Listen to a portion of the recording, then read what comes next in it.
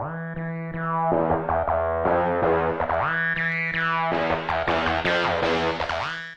everyone, welcome to another episode of FinEcon. And today we have another respectful guest from the United States, Bek Israilov.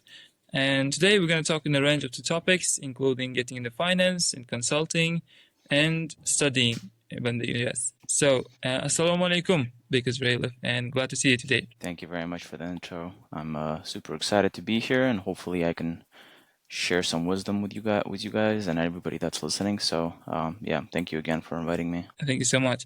So, to begin with, could you walk us through your educational background, if possible, about your university times? Yeah, sure. So just a quick recap about my education. I moved here when I was very little. I moved here when I was 9 years old. So I initially went to elementary school here, starting in 4th grade, went to middle school, and then went to high school. After high school, I went to a state university called George Mason University, where I got my bachelor's degree in finance. I studied there for exactly 4 years, and then after graduating from university, I was just on the market looking for work, and that's how I got into the field.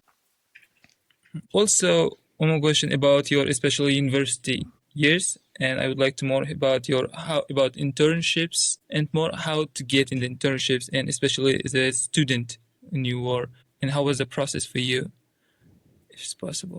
Okay. Well, So let me tell you about my experience, and then I'll give you some advice in terms of how people should be getting internships. So me personally, when I went to college, I had no idea anything about internships. I didn't really know how internships worked. I kind of learned about recruiting and anything regarding internships and how to get full-time jobs super late. So by the time I realized that I need to get internships, it was really late. I was already a junior or a senior. So I was finishing college. So I had no internship experience. I was actually working throughout my college career part-time. I was working 30 hours a week at a bank as a teller for a couple of years. So junior year and senior year, I was working. Prior, freshman and sophomore year, I was also working. But they were like retail roles. I was just like selling clothes. That was my first job. And the last couple of years, I was just working part-time. So I was going to school full-time, which was like 15 credits a semester, plus working part-time as a bank teller, 30 hours a week. Now, the second part of the question is like my suggestions towards getting internships. I think you have to prepare and start looking for internships early on. I would say sophomore year. The easiest way to get internships, I would say, is to utilize the career services at your university. So whatever university you're going to, depending on the university, there's different types of career services. You really want to reach out to these career services. You want to go to and attend all of their sessions because they do a lot of work in terms of bringing in the companies that are hiring for internships. And the most good companies, they have an allocated amount of spaces for each university for the number of students that they want to hire per semester or whatever year that they're in. So you really want to be going out of your way to work with the career center at your local university, wherever university you're going to, getting in contact with these recruiters and kind of like pestering them and to be on top of their list when it comes to recruiting time. So, you show them your resume, you show them your background, and you show them that you're interested. And ideally, they give you a chance at an interview, on-campus interview, and then that's probably the easiest way to get internships, especially during college. So, and one more thing is, for example, I sometimes participate in the university fairs about the internships, and the one thing is they may not be sometimes as we want or by ranking, and there might be some interesting like JP Morgan or there may not be like BlackRock or JP Morgan, and many students are really interested in getting like summer internship analysts or these companies. But in this kind of like outside of the university term, do you think what kind of qualifications or what kind of student would companies get as intern? So your question is what? So just to reiterate the question, you're saying outside of college, you're trying to get a internship at a very good company like JP Morgan or Blackstone.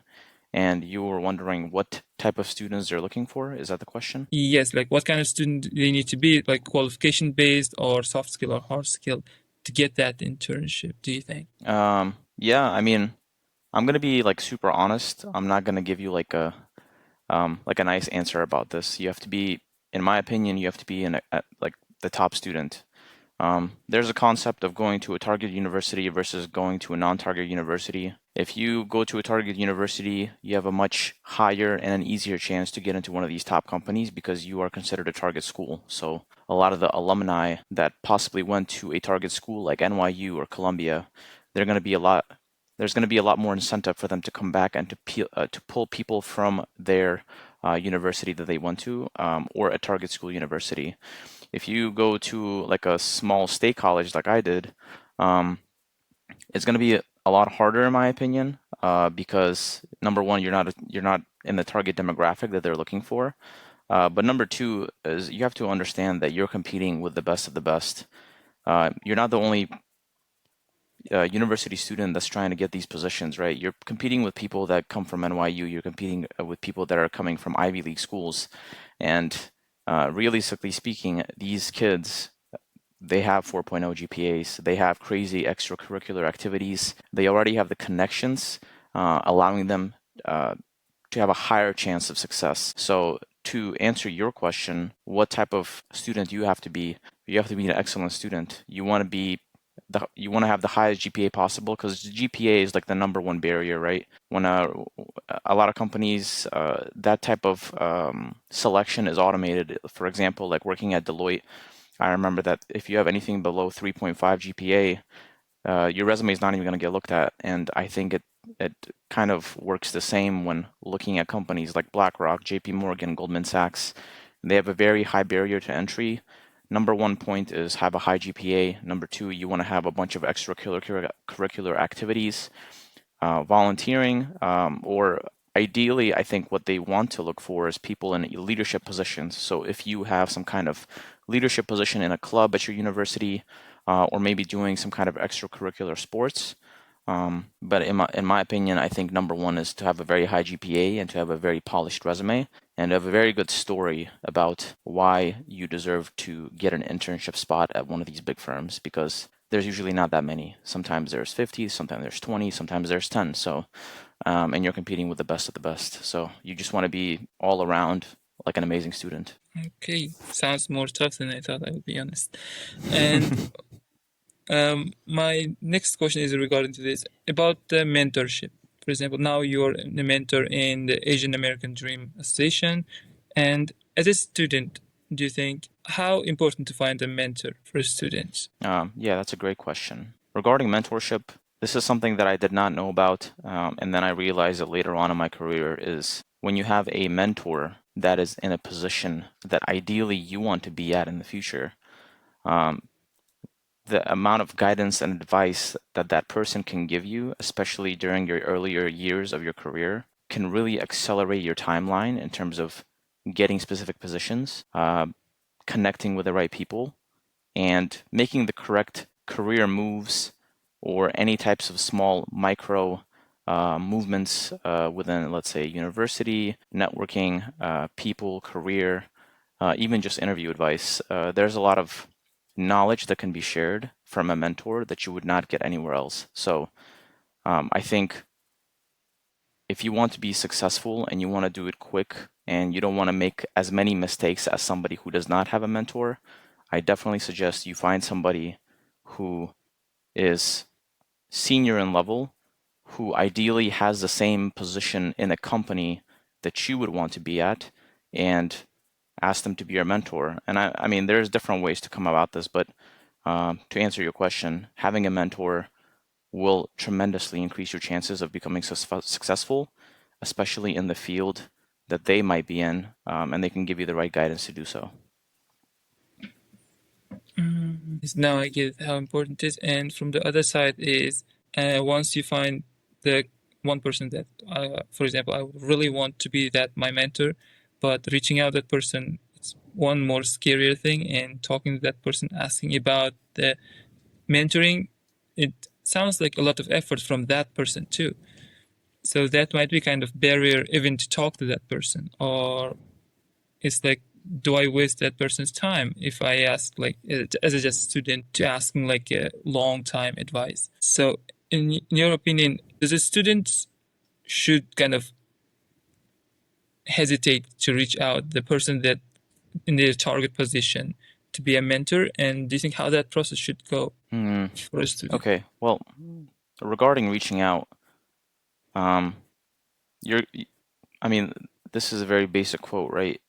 You're going to miss 100% of the shots that you don't take.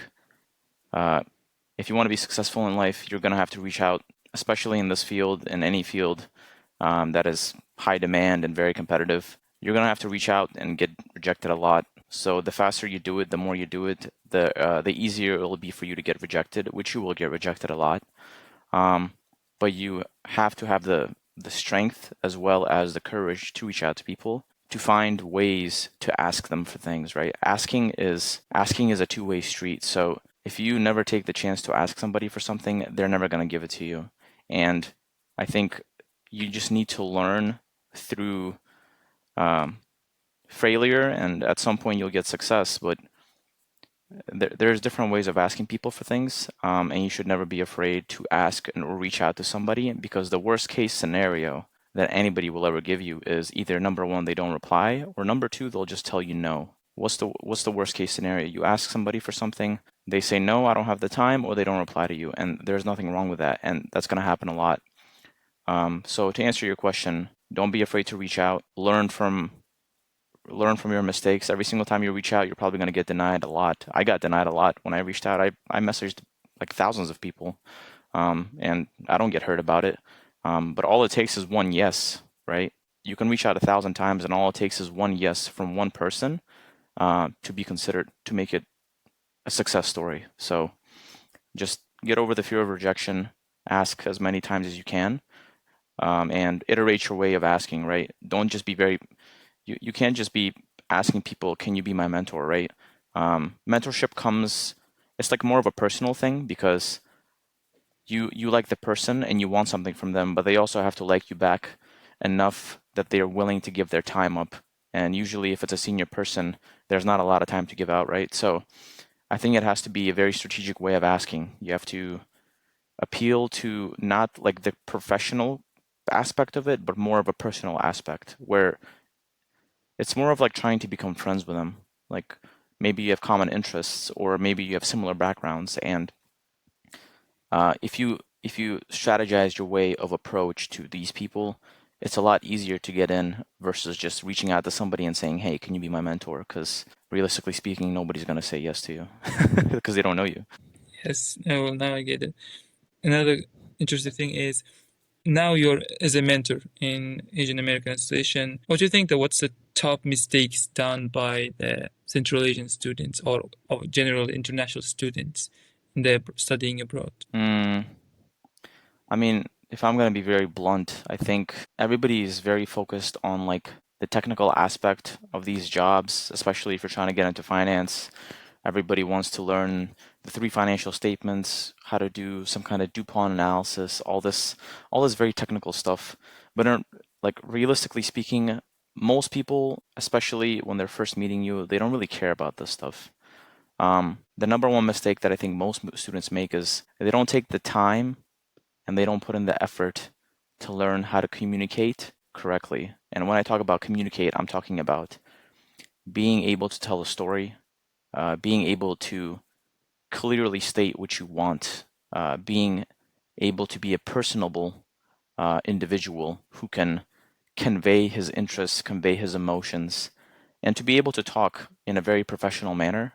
I think most people miss that because they think that everything is revolved around being the best Excel person or the best PowerPoint person, or knowing the answers to all these crazy accounting questions, where in reality, like 99% of job interviews is all about being able to talk one on one, being to being able to clearly communicate in a very well professional and a clear manner, right? Because at the end of the day, most jobs are all about communication and being able to take very hard topics, very complex topics, and to dwindle them down to a very basic, short, and concise sentence and pass it on to the next person.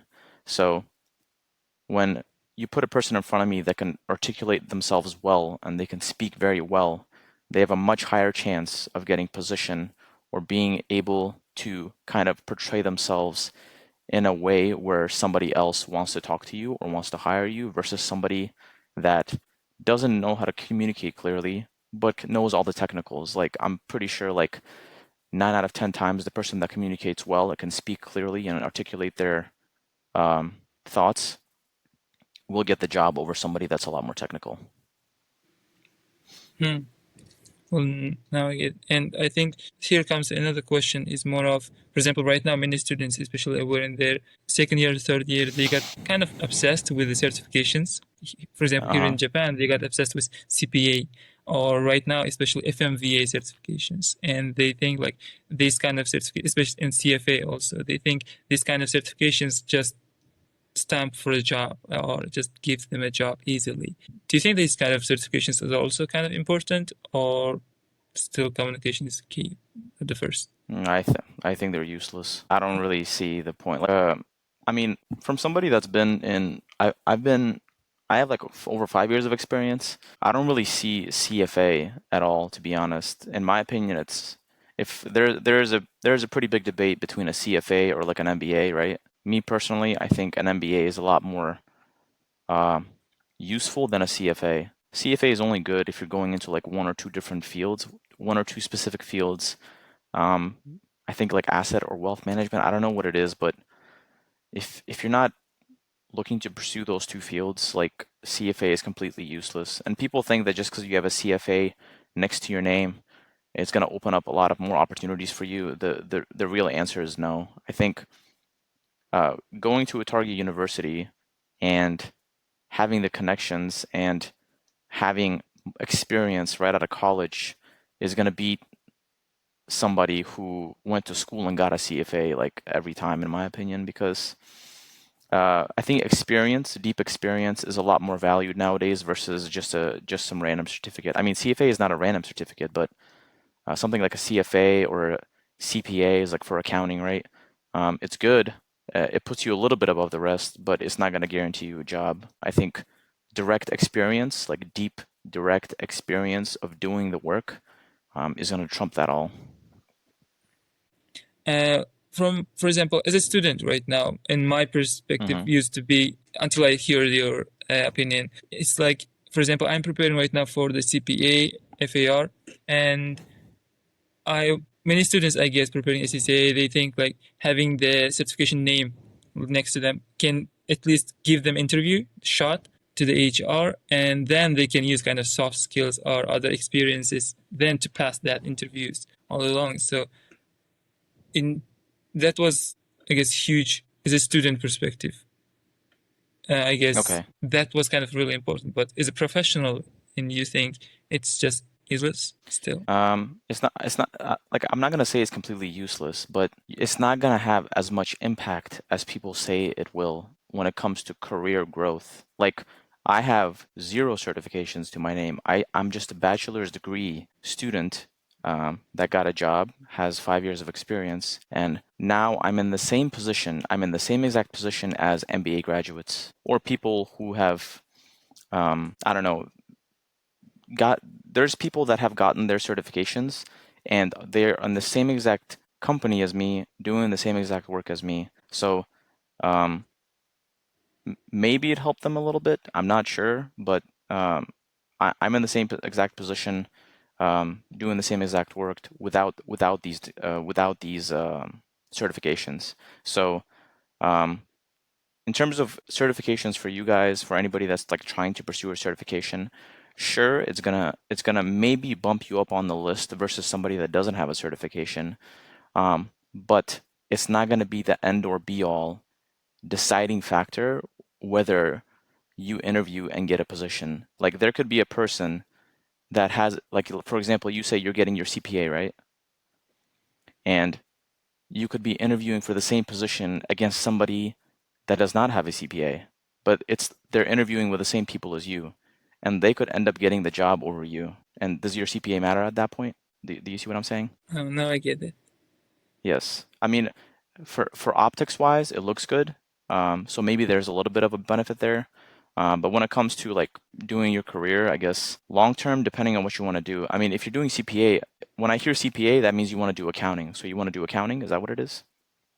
And no, I was planning to get it to for a like because many alumni who was in investment banking or them have that kind of CPA certifications. So that was my kind of Mm-hmm. trajectory, like based on their career road. So that's why I was thinking about it. I But see, I right see. now, maybe I can rearrange. No, you should, if you're trying to get into investment banking, you should really study the investment banking recruiting pipeline, whatever country you're in. Because there's people that don't get CPAs that get into investment banking, and it's not really about the CPA. It's more about having the correct network, having a strong resume, and having the right people vouch for you on the actual deal teams within the investment bank. If you're an outsider with a CPA, you versus somebody that follows the correct path of recruiting for an investment bank in the same country as you, they'll have a higher chance. So if you get a CPA, but also follow the correct recruiting process for investment banking in whichever country you're in, that's going to be the highest chance of you getting a position full time. So thank you so much for that answer. And my next questions is more of today's AI time. So right Mm-hmm. now, for example, we're living in a period where AI tools like GPT or others reducing the entry level openings, jobs. Mm-hmm. So in your view, what kind of hard skills are required to stand out or even to survive in this era? Hard skills required to stand out when it comes to AI. Yes, maybe soft skills Mm. also. I would say when it comes to AI, just be like more of a forward thinker. And in terms of like anything to do with LLMs or large language models, just learn how to prompt correctly. If you can prompt, um, you'll be able to use whatever language model, whatever company is using. But also, if you wanna go above and beyond, I don't know, create some kind of project, some personal projects where you improve something, or you use an LLM to optimize a process or make something faster, and do it as a side project. You can even find the most mundane and the most boring tasks and find ways to iterate an LLM into this process where it makes it faster by 10%, 15%, whatever it is. And if you can have those projects and then show them on your resume, I think that would be a great way I don't know, just to show your skills with it. But when it comes to actually working in a company, um, I, I I recently talked about this on LinkedIn, but most companies now are tracking AI usage. So that means at the end of the year, they want to evaluate your performance. They're tracking how often you use an AI agent or an LLM that the company provides for you. So it is a critical component of your day-to-day work, especially in consulting now, because most consulting firms, the tier one, tier two, and tier three consulting firms, and the ones that I've been at, they all have their own some kind of AI agent or an LLM model internal to the company, and they do expect you to use these LLMs to do your job faster or better, and they do track it. So um, you want to make sure that you know how to use them and how to use them well, especially when you're just coming out of college. I mean, you guys are the new generation, so this to you, like using ChatGPT and using LLMs to you guys should be like um, not something new. You guys should be like experts at it. Better than the people that are definitely hiring you, right? Because you guys are young and fresh and you guys are growing up with this type of stuff. So you definitely want to be able to use it. Mm.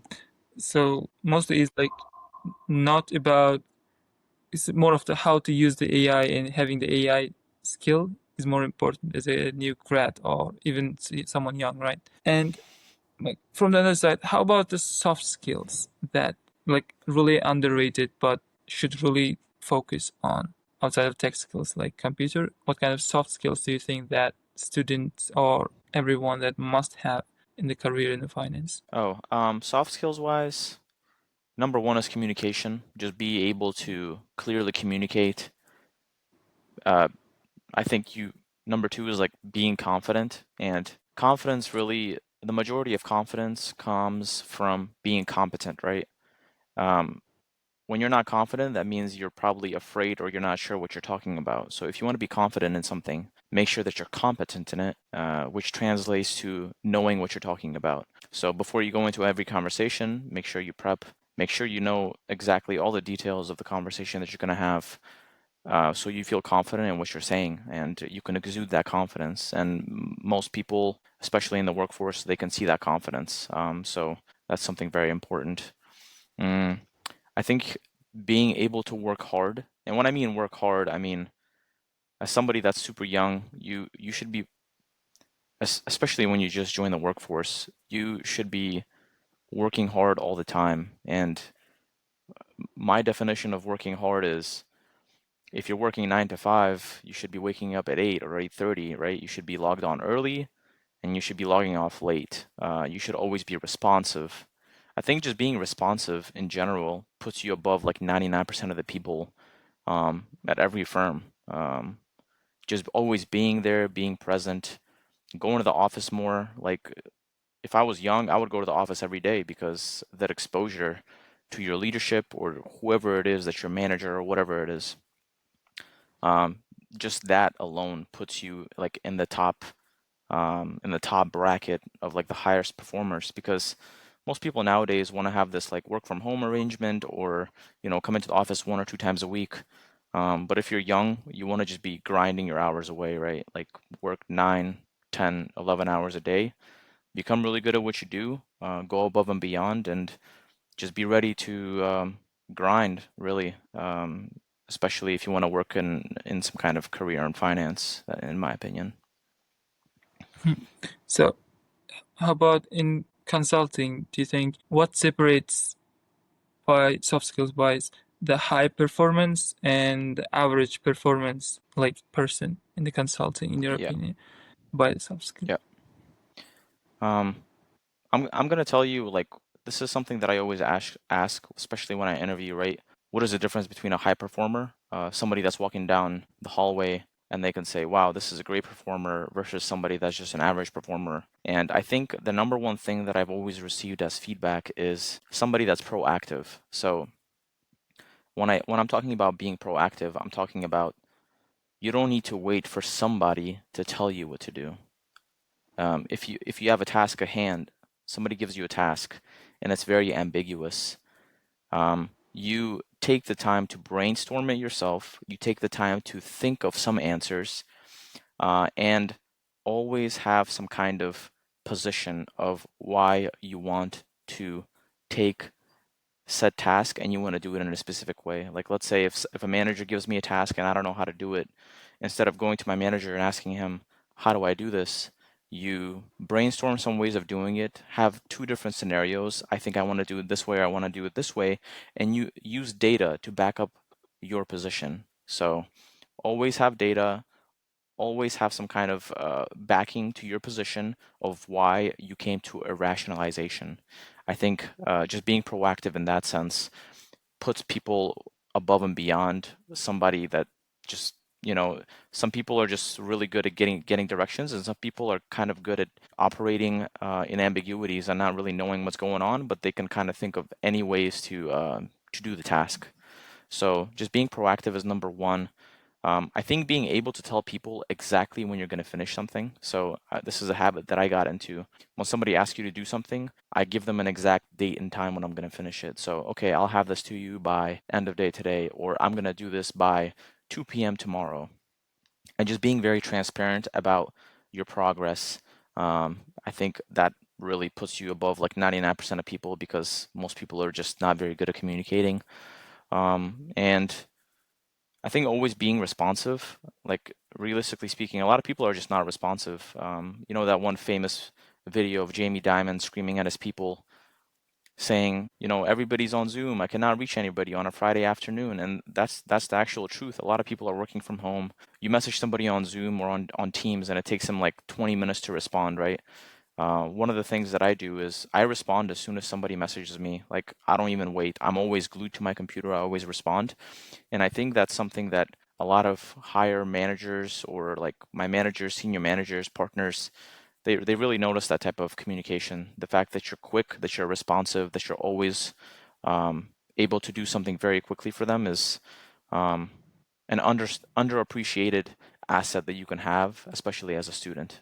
So those are just a couple of my pointers. And thank you so much for it. And my next question is about your current job and tech M&A. Yeah. So, from your experience, what are the key difference or working style expectations between the buy side and sell side, and what would which side would you advise for the juniors or someone who's getting in? Yeah, I saw this question. The thing is, this question is not really it's a very confusing question, right? Because we don't choose buy side or sell side. We do both. I'm gonna give you an example. Buy side is a private equity firm wants to buy a company, so they want us to evaluate this company for any red flags. That's buy side. And then sell side is, let's say there's a strategic company that wants to sell one or two of their own business units as a standalone. So that's a sell side transaction. You don't really get to, especially in consulting, I guess, you don't get to pick and choose. Like either you get a buy side deal or a sell side deal. But in terms of the type of work it is, it's fairly similar. The only difference between a buy side transaction and a sell side transaction is for a sell side transaction, you're kind of building a bottoms up cost model for what this firm is going to cost to run by itself. Like the business unit is going to run by itself. What is the one-time cost, and then what is the running cost of this business unit that's going to run by itself? That's like an example. But I guess to answer your question, it's just know both, just know both of them, and especially if you're trying to get into. I mean, this is very specific to M&A though. Like I'm not sure how many people are trying to get into M&A, but M&A consulting is all about, well, transaction advisory at any of the consulting firms is all about just a very specific small aspect of the deal life cycle. So we do due diligence, right? Buy side or sell side due diligence. That's before the deal, and then post deal we do execution, right? So if a company is trying to integrate with another company, we do the execution on that, right? We run the integration management office or the separation management office, and that's for buy side and sell side. And thank you so much. And so then my next question is about what's your personal approach to use AI in your work and productivity daily, for example? And do you have specific cases where the AI have genuinely improved your performance over time? And thank you so much. Yeah, we like me and all the practitioners in my company, we all use AI. We track it. I mean, they track it for our performance, so we have to use it. But me personally, I use it on a daily basis. Like I use it on a daily basis as for something as basic as taking meeting notes. I mean, I take meeting notes. I look at the transcripts. I use that to, and I use our internal large language model to craft like the most perfect meeting notes with action items, key takeaways, next steps, whatever it is. I mean, I use that on a daily basis.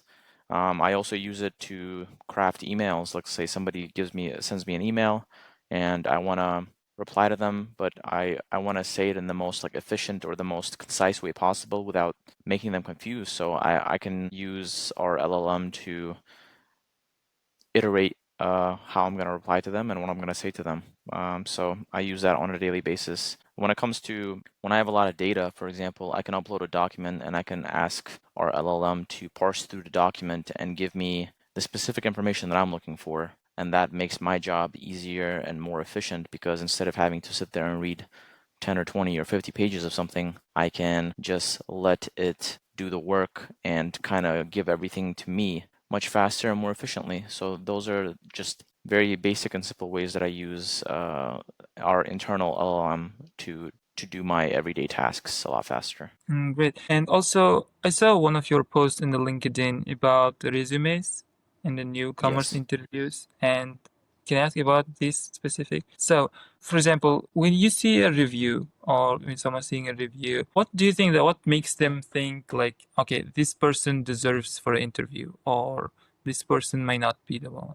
You're talking about like from a resume perspective, like Yes. what specifically in a resume? Oh, yes. Yeah, I mean, yeah, I can talk about like some of the pointers that I give to people, especially students that are trying to graduate and get full-time jobs. Um, so most important things that I look for is number one, it has to be 1 page long, nothing over 1 page. Number two, the formatting. It has to be very pretty. Like if very, very clear, very structured, very pretty. If the format is not nice, trust me, nobody's gonna look at it. Number three, the sentences. It should be 3 to 5 bullet points per job. This is my suggestion. 3 to 5 bullet points per job, and the bullet points do not need to be too long. If I'm reading a bullet point and it takes me 2 times to read it, like that's a bad bullet point. It has to be very easy to read and very, very easy to understand. That to the point where I just read it once, I understand exactly what they're trying to say. Because most people try to make their bullet points all like complicated and make it look all smart, but in reality, like people that are senior level are not looking for high, super complicated sentences. They want very easy and transparent sentences that tell them exactly what you did. Number four, um, the bullet points should not be talking about what you did. The bullet points only need to talk about the achievement, and the achievements need to be quantified. So every single sentence ideally needs to have numbers in it. You need to quantify everything that you did by a percentage or by a number, and then you have to talk about how you achieved those numbers. So a lot of people, like 99% of people whose resumes I review, they always talk about I did this, I did this, I did this specific tasks, but nobody actually talks about the achievements. So your bullet points literally need to be all achievements. Achieved this, streamlined this, created this, optimized this by a specific percentage or by a specific number, and then the end of the sentence should be like how you did it. That's another very important point. Um, what else is there that I really look for? Mm, I think like a personal section is very important. So apart from your professional stuff, like your education and your career, I think a personal section is very important at the very bottom, where you talk a little bit about yourself, right? Because at the end of the day, there's another person that's looking at your resume. I mean, in most situations, there's some kind of algorithmic robot that parses through the resumes, right? But after they shortlist a couple of resumes, an actual recruiter looks at the resumes, right? And at the end of your resume, there should be a section that talks about your personal interests, right? Things that make you human. So, like in my resume, I have that I like specific music, I like specific books, I like specific movies, and I list them out. My personal interests, I like to watch football or soccer for the US people. So I put that on there too. And it's gonna amaze you how many times somebody interviewed me and they asked me about a personal interest of mine because it matches theirs. So those are just a couple of pointers that I can tell you that I think makes people stand out. Yeah, thank you so much. And how about during the interview? So let's say once we meet the resume and next thing interview, and what kind of tips you would give someone who's just about to get an interview and someone who's about to take an interview with you, and you would want them to talk or you would want them to not don't to bring up? Um, yeah, during interview, I give this advice to like my mentee as well as anybody that asks me, especially students. Um, you need to have like the behaviorals down. So when I'm talking about behaviorals, you need to know some of the questions that they're going to ask you. Like for example, you need to have an elevator pitch for tell me about yourself. Tell me about yourself is a very important question that every single interview is going to ask you. Interviewer is going to ask you. So you need to have like a spiel, as a polished spiel about like tell me about yourself. Um, they need to be short and quick answers, and this is what most companies look for. 2 minutes, any answer that's longer than 2 minutes is usually bad. You want it to be 2 minutes or below, ideally between 1 minute 30 and 2 minutes. Mm. In terms of the stories, they ask you questions. A lot of companies are going to ask you situational questions where they ask you, tell me about a time, tell me about here, tell me about a time there. You need to have very good and polished stories that make sense, that are not fake. I mean, you can fake them if you want, but they need to be very like precise and they need to be very detailed. And you need to be able to tell these stories in a very clear and in an articulable fashion. Um, in a professional way, and this is where the whole communication part comes in, right? If you tell some kind of BS story that doesn't make sense, most people are going to notice that, especially people that have interviewed a lot of candidates, they're going to notice that. So you want to have a bunch of stories that you memorized that you can tell very, very quickly and that are easy to understand and are easy to soak in for somebody that doesn't even know you at all. So those are a couple of the things that I think make people stand out. And also, I think the last point that I'll make here is you want to ask very good questions. Every single interview, you always want to have 3 to 5 questions prepared to ask to the interviewer. So, and I usually do a lot of research before I interview with somebody because a recruiter can tell you exactly who's going to interview you. So you can do a bunch of research on LinkedIn, on Google about this person, and you can ask very good questions, questions that make them think, right? Make them wonder about like a situation that you're asking them about or something about the company that they ask about. So those are a couple of my pointers when it comes to interviews. Great. And how about the tone of the or the communication style during the interview?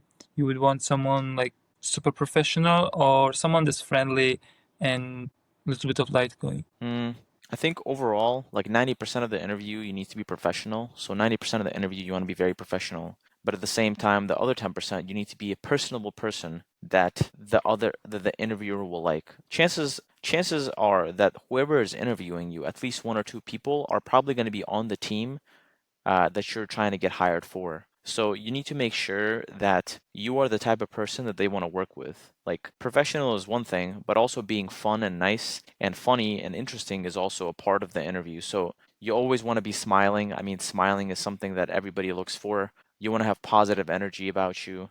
You want to comment on something or make a small joke to kind of ease the tension. And being able to have natural conversations, naturally let it flow is like something that not most people understand. Everybody's like super nervous during interviews, but you have to remember that this is just a conversation because they're trying to get to know you, but also you're trying to get to know them if they're a fit. Just like I think a 90 10% mix is good, or like 85 15%, right? 85% professional, but also have a little bit of humor, a little bit of easiness, and a little bit of fun. Make it fun for them, right? Make this interview fun for them because at the end of the day, they're only going to remember the person that they kind of bonded with and they kind of enjoyed talking to. And those are the people that get hired, not somebody that's like super professional, right? It needs to be a combination. My question is, from your experience, and what are the, for example, for the Gen Z, they do's and don'ts while the career planning, for example, during the college or before the college, what they should more focus on, and especially why I'm asking this because of there's a huge difference between the Gen Z and before generations about and high pressure or work-life balance topics. So that's why I guess it's sometimes like how can I say as younger generation sees as more working hours does not mean or must do thing. I mean, they might not see. So, but other generations is like more you work and more you like achieve. Or especially I'm in the Japan right now, and the work culture is the one that new generation does not want absolutely to join. So that's what, in your opinion, with your experience, what's the things like new generation should focus on while building their career, planning their career? Mm, yeah. So number one, regarding work-life balance, I'm gonna start off just talking about work-life balance.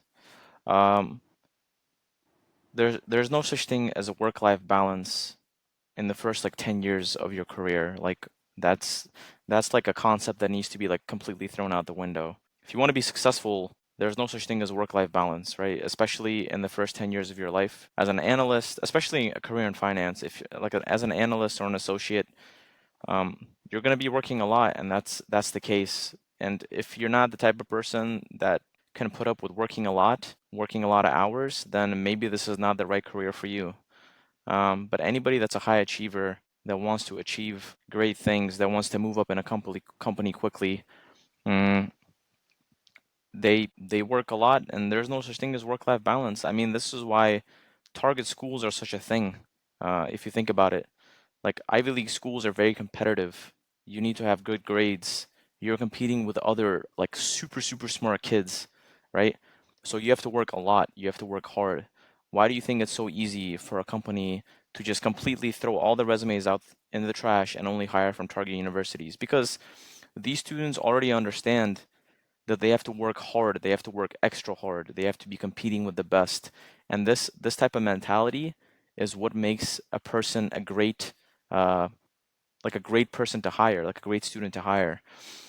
So just that concept of like work-life balance, especially for Gen Z. I mean, me personally, I think it's a mistake. If you want to have work-life balance, especially in a career in finance, that comes like later on in your career. And I mean that's like an opinion as well. I think the higher level you go, the less work-life balance you have. But that's the trade-off you make if you want to have a good career in finance where you make a lot of money.